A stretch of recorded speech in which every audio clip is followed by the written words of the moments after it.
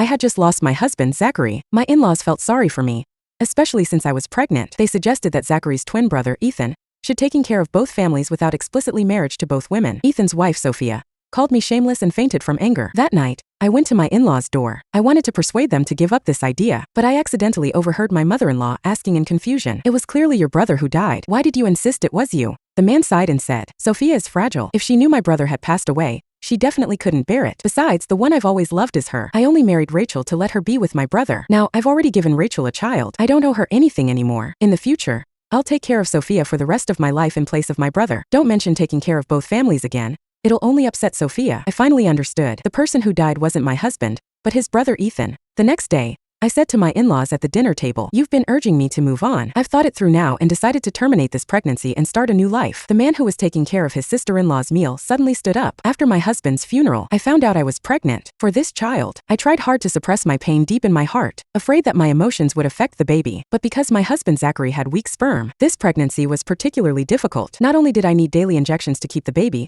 but I also vomited until I nearly fainted. In just over a month of pregnancy, I had already lost over 40 pounds. I was almost half dead. Later, my in-laws couldn't bear to see me like this anymore. They tried to persuade me to terminate the pregnancy, to forget Zachary and start a new life, but I refused all their suggestions. Zachary was so good to me, how could I give up? Actually, when I first got engaged, it wasn't to Zachary, but to his brother Ethan. But before the wedding, I was kidnapped and abused for 3 days and nights. Ethan thought I was impure and broke off the engagement to marry Sophia instead. It was Zachary who rescued me from the kidnappers. He was stabbed multiple times but still held me tightly. He knelt firmly in front of my father, saying he had loved me for a long time and wanted to marry me. 4 years. Everyone said he loved me deeply, and under his gentle care, I gradually healed the wounds in my heart. Unfortunately, the good times didn't last long. Just 3 years after our marriage, he died in a car accident. My world collapsed and I even thought about following him. It was this child that gave me the motivation to live on. This was his only bloodline. Even if it cost me my life, I wanted to keep this child. Seeing my insistence, my in-laws stopped trying to persuade me. But the very next day, during lunch, they suggested that Zachary's twin brother Ethan should take care of both families, to look after me and the child in my womb. I was about to refuse, but sister-in-law Sophia suddenly had an emotional breakdown. She slapped me across the face,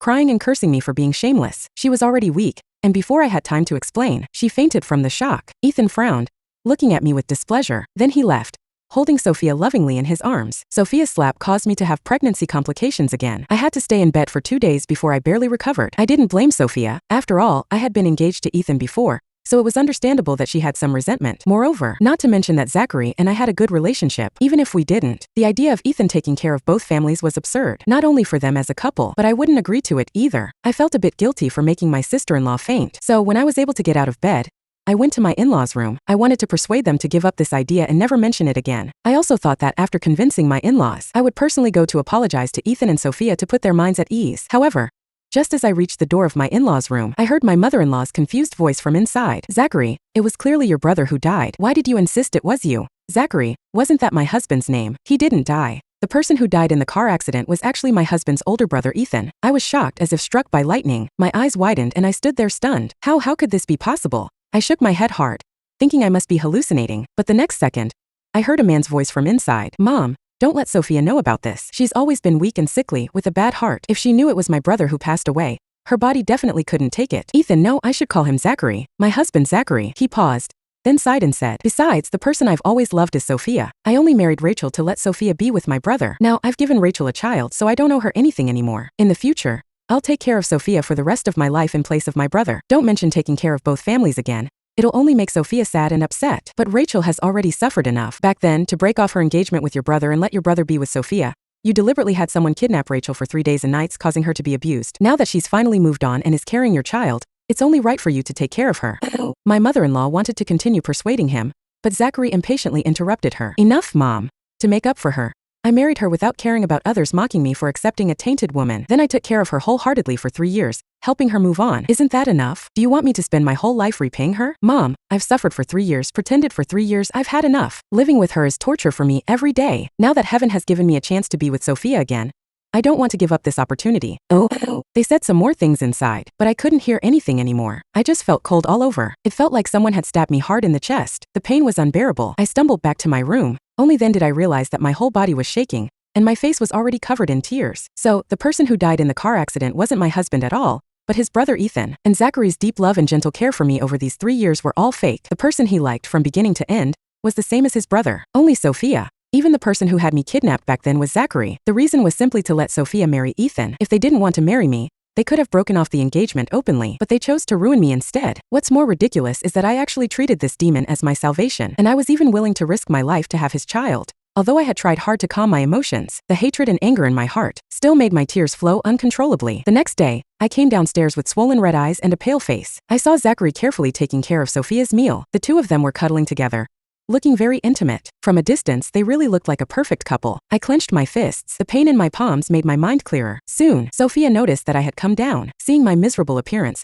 her eyes showed a hint of triumph. Then, as if to show off, she buried her head in Zachary's arms and acted coquettishly. As for Zachary, his heart was completely focused on Sophia. He was dedicated to taking care of her meal and hadn't noticed my arrival. I lowered my eyes, looking at his doting smile towards Sophia. My heart was filled with mockery. This kind of doting was something I had never seen in these 3 years. I touched my belly and calmly sat down in the dining chair. Then I lowered my head and started eating. I picked the nutritious food to eat, forcing myself to eat more. I would terminate this pregnancy and take care of my own body, then make those who had hurt me pay the price double. After eating my fill, I wiped my mouth. Opposite me, Zachary had also finished attending to Sophia's meal. He finally had time to look up at me. When he saw my swollen eyes and pale face, he was slightly stunned. He probably thought I had been crying again because of his death, and there was a moment of guilt on his face. But he quickly cooled his expression and said displeased, "Sister-in-law, I know you're sad about Zachary's death, but I won't agree to take care of both families. My heart only has room for your sister-in-law Sophia. It's impossible for me to give even a bit of my heart to you." Sophia's eyes looked at me even more triumphantly, but on the surface, she pretended to be worried and said, "Sister-in-law, you didn't cry all night because my husband refused to take care of both families, did you? I'm sorry, I was too impulsive yesterday, but I really can't give up the husband I love deeply." Oh. As she spoke, her frail body trembled, and her eyes reddened again. She covered her chest, looking extremely distressed. Zachary was heartbroken. He glared at me warningly. Then he hugged Sophia in his arms comfortingly. "Sophia, don't worry. I only have you in this life. I would rather die than touch another woman." How ironic. Then where did the child in my womb come from? But then again, he did indeed die. I suppressed the bitterness and anger in my heart, no longer looking at this loving couple. I forced down my nausea and nodded. "Don't worry, the idea of taking care of both families is absurd. I wouldn't agree to it either." After hearing my words, Zachary turned his head and looked at me with some surprise. I looked up and saw my in-laws coming down from upstairs. They had also heard what I just said. They looked at my pale face and swollen eyes with pity. My mother-in-law hesitated. "Rachel."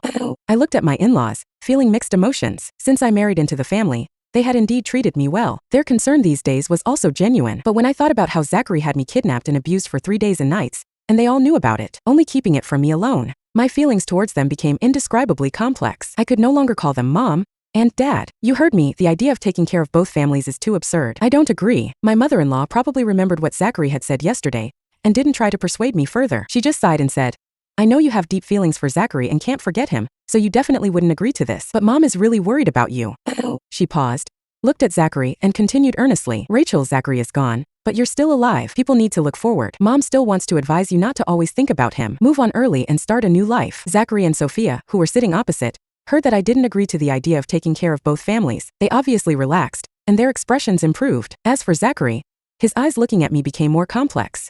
Hearing his mother's words, he also started to pretend to persuade me. "Sister-in-law, Mom is right. Zachary is gone. No matter how much you love him, you're now separated by life and death. There's no possibility between you anymore. You still have to live your life in the future. It's better to forget him early. It's good for both you and him. Fortunately, he left you a child, which is something to remember him by. In the future, without him, you can still live on with his child. For the sake of the child in your womb, you should be strong and move on early." Listening to Zachary's high-sounding words, I couldn't help but laugh coldly in my heart. The child. He still dreams that I would give birth to his child. What a delusion. I was filled with mockery in my heart, but on the surface, I pretended to be moved and went along with their words. "You're right. I thought about it all night last night and I've understood. Before, I was indeed stuck in a rut, making you all worry. Moreover, since Zachary was born with weak sperm, and this pregnancy is so difficult, it must be heaven's will, destining him to have no descendants in this life. So, I want to follow heaven's will and listen to your advice. Terminate this pregnancy. Let him go completely, remarry and start a new life."